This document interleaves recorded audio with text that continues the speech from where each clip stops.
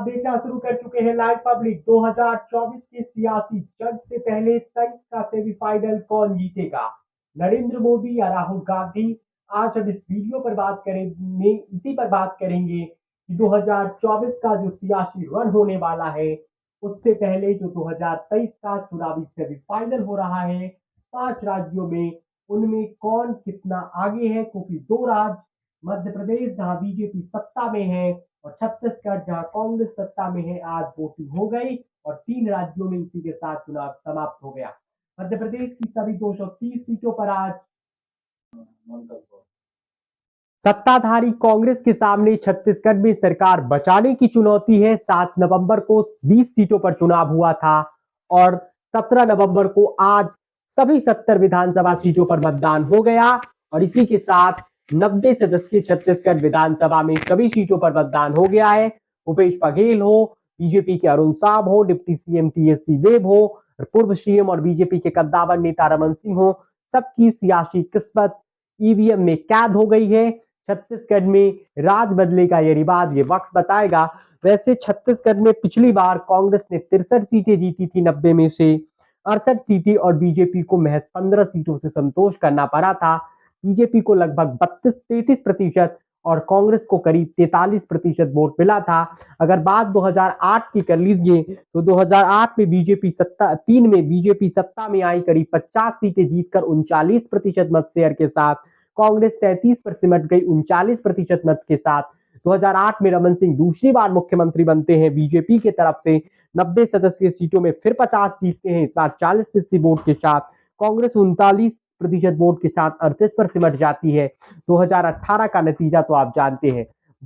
यहां पर कांग्रेस ने केजी टू पीजी मुफ्त शिक्षा का वादा किया है, 10,000 रुपए प्रतिवर्ष मजदूरों को देने का वादा किया है, साथ ही साथ 3200 रुपए की प्रति क्विंटल धान खरीदने का वादा किया है, 15,000 रुपए हर साल महिलाओं को देने का वादा किया है। बीजेपी भी छत्तीसगढ़ में इसी वादे पर है और बीजेपी की तरफ से छत्तीसगढ़ में महिलाओं को 12,000 रुपए सालाना देने के बात है, तेंदुपत्ता पर 5-6 हजार रुपए देने का बात है।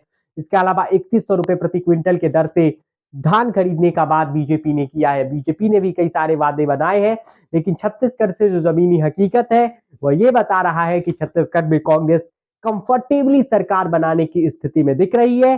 बीजेपी ने शायद गंभीरता से छत्तीसगढ़ का चुनाव लड़ा ही नहीं और ना ही रमन सिंह के अलावे कोई सेकेंड लीडरशिप बीजेपी वहां पर तैयार कर पाई है। जबकि बात अगर मध्य प्रदेश की कर लीजिए तो मध्य प्रदेश में 5 करोड़ 60 लाख वोटर्स है, जिनमें 2 करोड़ 72 लाख महिलाएं और 2 करोड़ 88 लाख पुरुष, जबकि 22 लाख के करीब वोट 22 लाख 36 हजार वोटर्स फर्स्ट टाइम वोट डाल रहे थे। वैसे पिछली बार 114 सीटें कांग्रेस जीतती है, जबकि 109 सीटों पर बीजेपी आकर सिमट जाती है। पिछली बार 46 सीटें ऐसी थी जिनमें 5,000 से कम के अंतर से जीत हार का फैसला हुआ था। करीब 9 सीटें ऐसी थी जहां पर 1000 से कम मतों के अंतर से जीत और हार तय हुआ था। वैसे 2013 में बीजेपी ने शिवराज सिंह चौहान के नेतृत्व में प्रचंड जीत हासिल की थी और करीब 165 सीटें जीती थी, लगभग 45% वोट के साथ, जबकि कांग्रेस महज 58 सीटों पर ही आउट हो गई थी। वैसे छत्तीसगढ़ में आज करीब 70% वोट हुआ है, जबकि मध्य प्रदेश में लगभग 71% मतदान हुआ है। यानी इन दोनों राज्यों में पिछली बार से थोड़ा कम मतदान हुआ है, लेकिन ये संकेत मध्य प्रदेश में बीजेपी के हाथ से सत्ता जा सकती है और कांग्रेस मध्य प्रदेश में लौट सकती है। यानी कांग्रेस मध्य प्रदेश की सत्ता में लौट सकती है। अब कितने सीटों के साथ लौटेगी ये तो 3 दिसंबर को ही पता होगा, लेकिन मध्य प्रदेश में बीजेपी ने कई सारे दांव खेले। जैसे आपने बताया कि 3 दिन केंद्रीय मंत्री को चुनाव में लड़ाया, केंद्रीय कृषि मंत्री है दिमनी से नरेंद्र सिंह तोमर का किस्मत दांव है, शिवराज सिंह चौहान, नरोत्तम मिश्रा, गोपाल भार्गव, विश्वास सारंग, कैलाश विजयवर्गीय जैसे बड़े बड़े बीजेपी के नेताओं की किस्मत आज बंद हो गई ईवीएम में। वहां कमलनाथ जो मध्य प्रदेश में कांग्रेस का नेतृत्व कर रहे हैं, उनका भी क्या कहता है आज किस्मत बंद हो गया। गोविंद सिंह राजपूत ईवीएम में कैद हो गया, ईवीएम के पेटी में कैद हो गया है इनका किस्मत। वैसे मध्य प्रदेश में कांग्रेस जीतती है हुई नजर आ रही है, जमीनी हालात वहां पर ये है। वहीं हम आपको ये बता दें कि मध्य प्रदेश में जो इस वक्त हालात है वहां पर शिवराज सिंह चौहान के खिलाफ एक एंटी इनकम्बेंसी है। लेकिन जो मुख्यमंत्री लाडली लक्ष्मी योजना है जो शुरू की गई थी, लाडली बहना स्कीम, जिसके जरिए वो महिलाओं के खातों में पैसा भेज रहे थे, और आज शिवराज सिंह चौहान ने ये भी कहा था कि हमने महिलाओं के लिए, अपने बहनों के लिए बहुत काम किया है, बहनें हमारा ख्याल रखेंगी। तो क्या शिवराज मामा को भांजे और भांजियों ने वोट दिया, ये तो वक्त ही बताएगा। लेकिन ये इतना तय है कि मध्य प्रदेश में इस बार कांटे की टक्कर है कांग्रेस और बीजेपी में। वैसे मध्य प्रदेश में बीजेपी और कांग्रेस ने किसी के चेहरे पर चुनाव नहीं लड़ा, कलेक्टिव लीडरशिप पर चुनाव लड़ा। यूं कहिए कि नरेंद्र मोदी और राहुल गांधी का चेहरा मध्य प्रदेश में नजर आया। मध्य प्रदेश में 19 सीटें ऐसी हैं जहां पर महिलाएं ज्यादा वोट संख्या में वोटर्स हैं। इसके अलावा 52 सीटें ऐसी हैं पिछली बार जहां पर महिलाओं ने पुरुषों के मुकाबले ज्यादा वोट गिराया था। आपको जानकर हैरानी होगी कि बीजेपी ने वहां 32 सीटें जीत ली थी उन 52 में, कांग्रेस केवल 18 पर सिमट गई थी। और 1993 में जहां महिलाओं का वोट परसेंट 52 हुआ करता था, वे 2018 में 25 सालों में बढ़कर 74% हो गया, यानी 22% का एक बड़ा अंतर, एक बड़ा स्वीप उनके वोटों में नजर आया, बड़ी उछाल उनके वोटों में नजर आया। जबकि जो 58% के आसपास पुरुष वोट गिराते थे, वे लगभग 66% के आसपास, 68% के आसपास हुआ है पुरुषों का वोट, यानी महज 10% ही बढ़ सका।